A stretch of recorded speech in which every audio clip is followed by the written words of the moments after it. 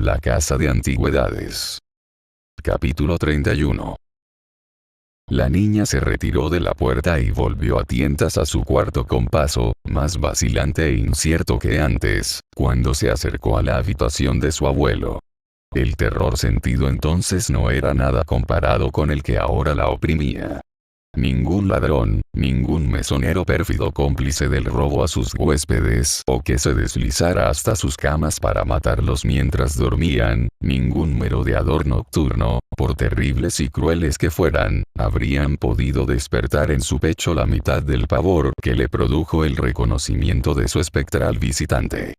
El anciano de pelo canoso que entraba cual fantasma en su cuarto y le robaba creyéndola profundamente dormida, y luego se llevaba su botín y se inclinaba sobre él con horrible exultación, era peor, inconmensurablemente peor y mucho más espantoso, que cualquier cosa que su fantasía más desaforada pudiera columbrar.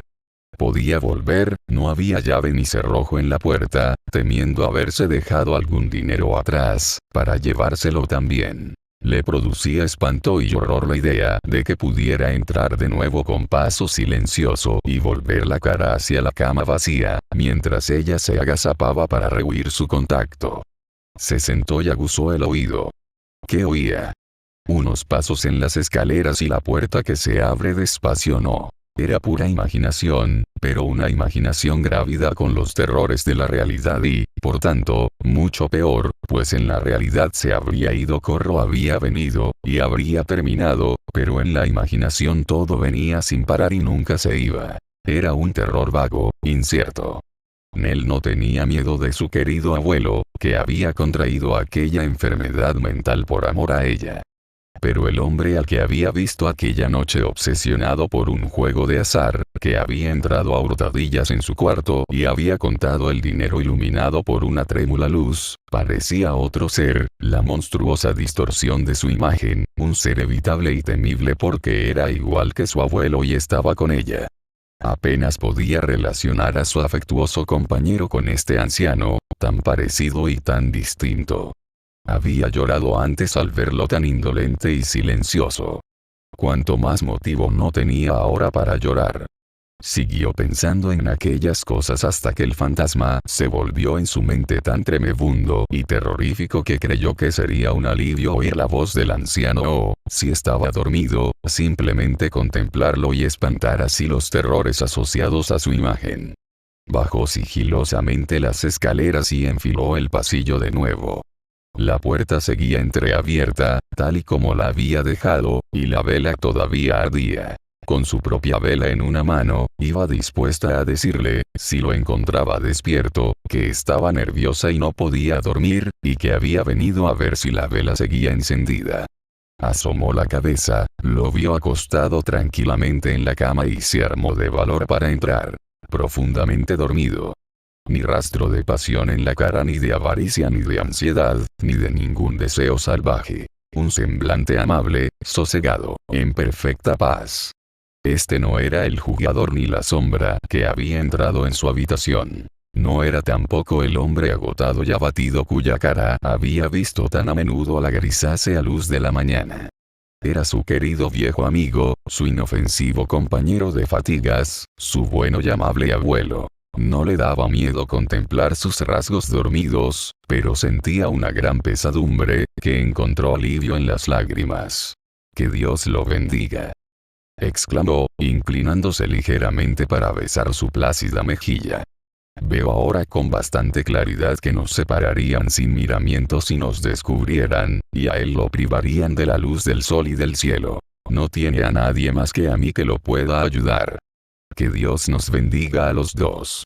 Encendió la vela y volvió tan silenciosamente como había salido. Ya en su cuarto, permaneció sentada el resto de aquella noche tan larga y aborrecible. Finalmente, el día hizo palidecer el cabo de la vela, y cayó dormida. Al poco, fue despertada por la joven sirvienta que la había conducido a su cuarto, se vistió y bajó para reunirse con su abuelo. Pero antes comprobó su dinero y vio que había desaparecido. No le quedaba ni un penique. Como el anciano ya estaba listo, a los pocos segundos se pusieron en camino. A la niña le pareció que rehuía su mirada, como temiendo que fuera a hablarle del dinero desaparecido. Creyó que debía contárselo para que no sospechara la verdad. Abuelo, empezó con voz trémula cuando ya habían caminado alrededor de 1,5 kilómetros, ¿cree que los de esa casa eran gente honrada? ¿Por qué? Preguntó a su vez el anciano, temblando. ¿Que si los cree honrados? Sí, jugaron limpio. Le diré por qué se lo pregunto, abundó en él. Anoche perdí algún dinero, fuera de mi cuarto, seguro. A no ser, abuelo, que alguien me lo cogiera en broma, solo en broma. Me produciría mucha risa si me enterara, ¿quién iba a coger dinero en broma? Repuso el anciano algo azorado. Quien coge dinero lo hace para quedárselo. No me hables de bromas. Entonces, me lo han robado de mi cuarto, abuelito, expresó la niña, cuya última esperanza había quedado rota por su respuesta. Pero no te queda nada más, Nell. Preguntó el anciano. ¿No te queda más en ninguna parte? Te lo han quitado todo, hasta el último penique, y ya no te queda nada. Nada, respondió la niña. Tenemos que conseguir más, porfió el anciano. Tenemos que ganarlo, Nell, atesorarlo, amontonarlo, conseguirlo de alguna manera. No te preocupe esta pérdida. No le hables a nadie de esto, y tal vez podamos recuperarlo. No me preguntes cómo. Podremos volver a tenerlo, y mucho más. Pero no se lo digas a nadie. Nos podría traer mala suerte. Así que alguien se lo ha llevado de tu cuarto mientras estabas dormida, agregó en tono compasivo, muy distinto al tono reservado, astuto con el que le había hablado antes. Pobre Nell, pobrecita Nell. La niña bajó la cabeza y se echó a llorar. El tono afable con el que le había hablado era completamente sincero. Estaba segura de ello. La afligía especialmente saber que todo lo había hecho por ella. Ni una palabra a nadie más que a mí, insistió el anciano. Bueno, y ni siquiera a mí, agregó rápidamente, pues puede traer mala suerte. Ninguna pérdida puede ser nunca digna de tus lágrimas, cariño. Además, vamos a recuperar todo el dinero. Olvidémonos de la pérdida, profirió la niña, levantando la cabeza. Olvidémonos de cualquier pérdida de una vez por todas. No derramaré ni una lágrima más, aunque cada penique valga 1000 libras. Bien, bien, susurró para sí el anciano como reprimiendo una respuesta impetuosa. Ella no sabe nada. Debería estarle agradecido por ello. Pero escúcheme, encareció la niña con seriedad. ¿Quiere escucharme? Sí, sí, claro que quiero escucharte, contestó el anciano sin mirarla a la cara. ¡Qué voz tan bonita! Siempre me ha sonado tan dulce, siempre me sonó tan dulce cuando era la voz de su madre, pobre criatura. Ah, pues a ver si entonces logro convencerle, exclamó la niña, para que no vuelva a pensar en ganancias o pérdidas. No busquemos más fortuna que la que logremos juntos. Lograremos este objetivo juntos, repuso su abuelo mirando a otra parte, y como si hablara solo. ¿Cuál será la imagen que santifica el juego? Hemos estado mal alguna vez, reanudó la niña, desde que usted olvidó sus preocupaciones y viajamos juntos. No estamos mucho mejor y somos más felices ahora sin un hogar que nos cobije que cuando estábamos en aquella casa tan triste, cuando las preocupaciones no le dejaban en paz. Tienes razón, murmuró el anciano en el mismo tono. No es de mi agrado, pero tienes razón. Recuerde cómo hemos vivido desde aquella mañana radiante en que volvimos la espalda a la casa por última vez, prosiguió Nell.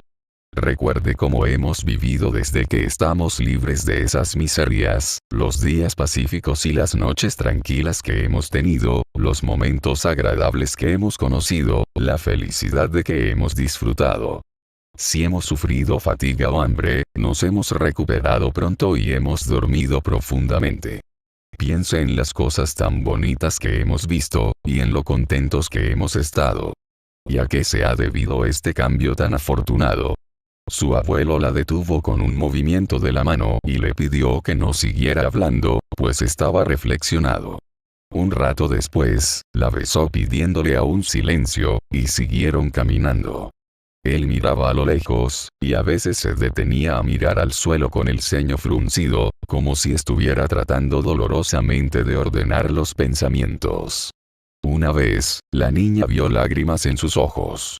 Después de marchar así durante algún tiempo, el abuelo le cogió la mano como solía hacer antes, sin la violencia y agitación de las últimas horas, y así, de manera gradual e imperceptible, recuperó su estado anímico tranquilo y sosegado, dejándose llevar a donde ella quisiera. De vuelta al magnífico museo, descubrieron, como Nell había imaginado, que la señora Harley no se había levantado todavía y que, aunque se había mostrado algo intranquila e incluso los había esperado hasta las 11:30 de la noche, al final se retiró convencida de que la tormenta los habría sorprendido lejos de la casa y habrían buscado refugio en el lugar más próximo, por lo que no volverían hasta la mañana siguiente. Nell se aplicó inmediatamente a decorar y preparar la sala, terminó la tarea a tiempo y se puso la ropa adecuada antes de que la protegida de la familia real bajara a desayunar. En todo el tiempo que llevamos aquí, comentó la señora Harley cuando hubo terminado el desayuno, no nos han visitado más que 8 alumnas de la señorita Monflathers, y son 36, según me dijo la cocinera cuando le hice un par de preguntas y la apunté en la lista de los que entran gratis. Tenemos que intentar atraerlas con un paquete de folletos nuevos. Llévalo tú, querida, y observa qué efecto les produce. Como aquella misión revestía una importancia excepcional, la señora Harley ajustó el sombrero de Nell con sus propias manos y, tras declarar que estaba muy guapa y hacía honor al museo, la despidió con muchas recomendaciones y las indicaciones necesarias sobre dónde debía torcer a la derecha y dónde no debía torcer a la izquierda. Nell no tuvo, así, ninguna dificultad en dar con el pensionado, que era una casa grande, con una tapia muy alta y, junto a la gran puerta del jardín, una placa metálica y un enrejado a través del cual la portera de la señorita Monflathers inspeccionaba a los visitantes antes de dejarles entrar. Pues ningún hombre, no, ni siquiera el lechero, podía, sin una autorización especial, franquear aquella puerta. Incluso al recaudador de contribuciones, que era un hombre gordo, con gafas y sombrero de ala ancha, se le entregaba el dinero a través del enrejado. La puerta de la señorita Monflathers, más dura que una puerta de diamante o de metal, miraba ceñudamente a toda la humanidad. El propio carnicero la consideraba una puerta misteriosa, y dejaba de silbar cuando pulsaba el timbre. Al acercarse Nell a la temible puerta, ésta giró despacio sobre sus goznes con un ligero chirrido. Del fondo de una bien cuidada avenida de árboles venía una larga fila de jóvenes damas, de 2 en 2, todas con libros abiertos en la mano y algunas provistas también de parasoles.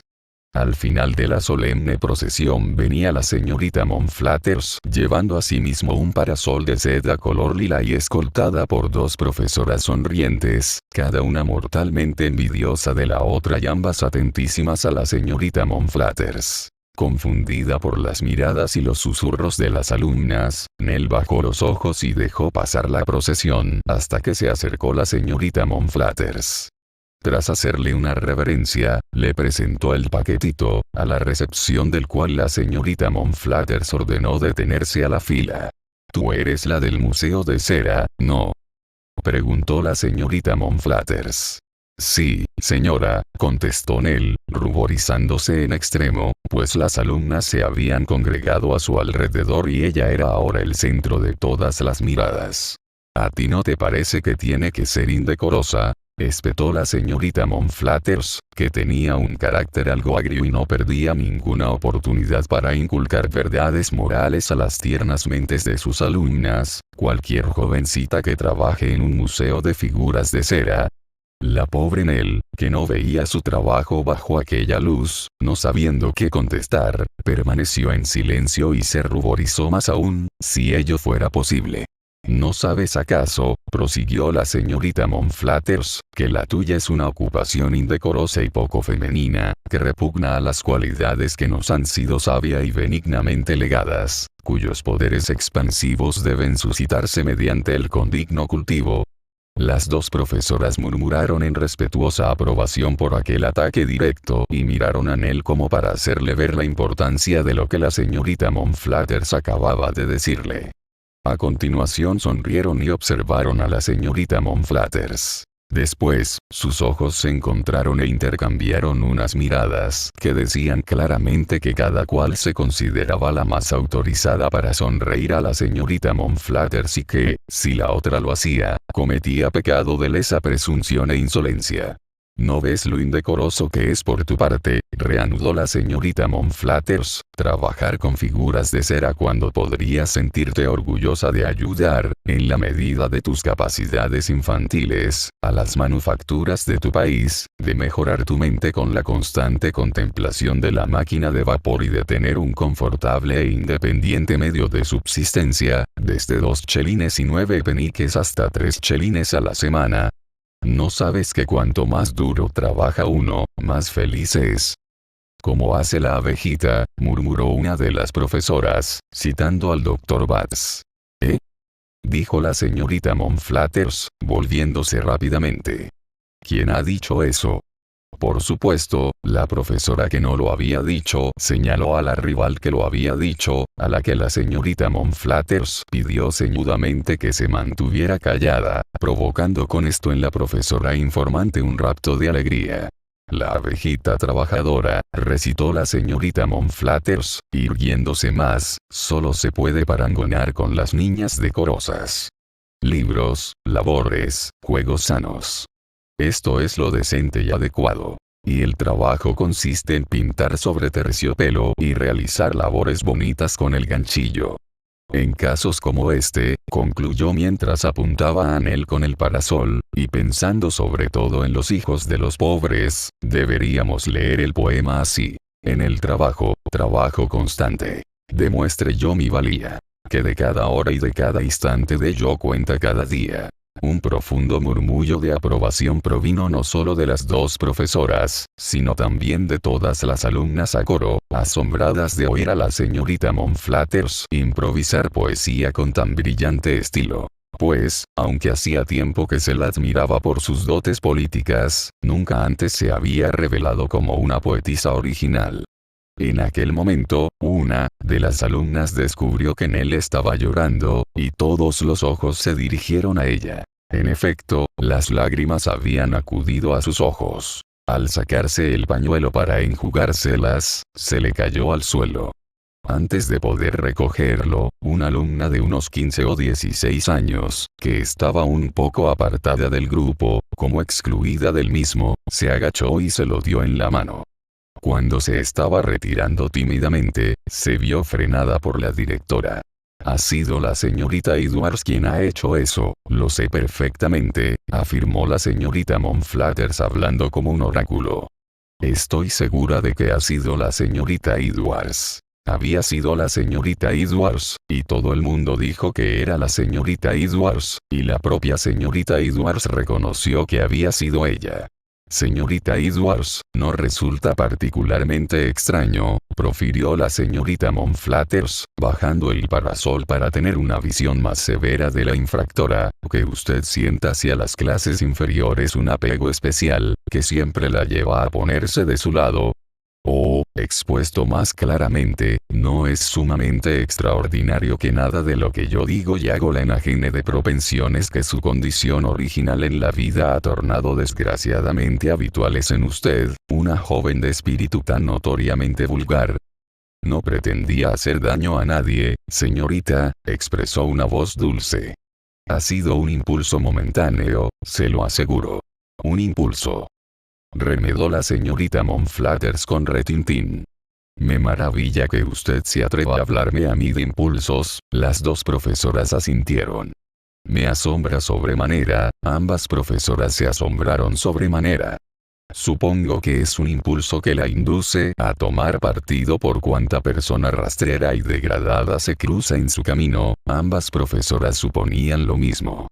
Pero debería hacerle saber, señorita Edwards, volvió a la carga la directora con un tono de creciente severidad, que a usted no se le puede permitir, aunque solo sea para ejemplo y decoro de esta institución, que a usted no se le puede permitir, y no se le va a permitir, faltar a sus superiores de esta manera tan acusadamente grosera. Si usted no tiene motivos para sentir digno orgullo ante la empleada de un museo de cera, hay aquí jóvenes damas que sí los tienen, y usted debe o bien mostrar deferencia para con estas jóvenes damas o bien abandonar la institución, señorita Edwards. Esta alumna, huérfana y pobre, que había sido acogida por el internado, era instruida gratis, enseñaba gratis a otras lo que aprendía y era despreciada y tenida en muy poca cosa por todas las moradoras de la casa. Las mujeres de servicio también la percibían como alguien inferior, ya que eran mejor tratadas. Eran libres de ir y venir, y estaban consideradas en su condición con mucho mayor respeto. Por su parte, las profesoras eran infinitamente superiores, pues habían pagado en otro tiempo por ir a la escuela y ahora eran debidamente retribuidas. Finalmente, las alumnas tampoco tenían buen concepto de una compañera que nunca contaba nada interesante sobre su familia y carecía de amigas que acudieran a verla en elegantes carruajes, y fueran agasajadas con pasteles y vino por la directora, y de sirvientas que la atendieran con deferencia y fueran a recogerla al comienzo de las vacaciones. Pero ¿por qué la señorita Monflathers vejaba a la pobre alumna y la tomaba siempre con ella? ¿Por qué?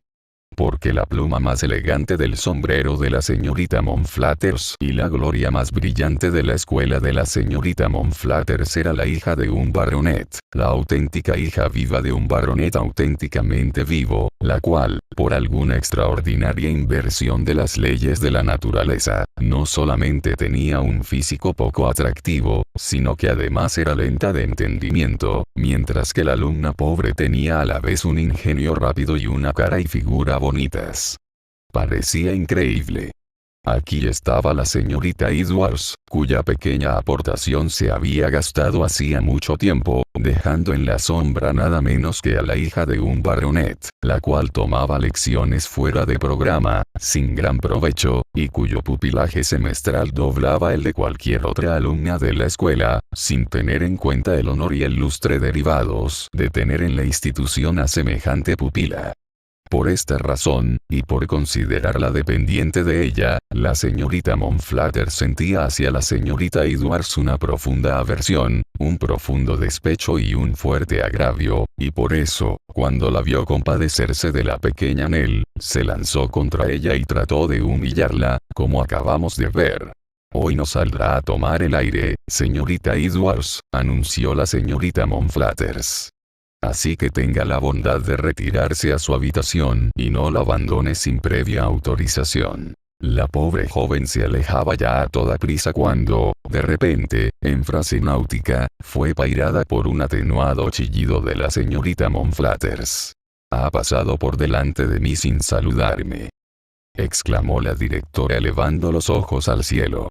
«Ha pasado por delante de mí sin reconocer lo más mínimo mi presencia». La alumna se volvió e hizo una reverencia. Nell vio cómo levantaba sus ojos oscuros hasta la cara de la directora y cómo su expresión, y toda su actitud en aquel instante, era una protesta muda pero conmovedora contra aquel trato tan injusto. La señorita Monflathers se limitó a menear la cabeza en respuesta, y la gran puerta se cerró sobre un corazón destrozado. «En cuanto a ti, niña indecorosa», profirió la señorita Monflathers, volviéndose a Nell, «dile a tu ama que, como vuelva a tomarse la libertad de mandarte aquí otra vez, escribiré a las autoridades competentes para que le pongan el cepo o la obliguen a desagraviarme envuelta en una sábana blanca. Y tú puedes estar segura de que te aplicaremos el castigo de la rueda como te atrevas a asomarte por aquí.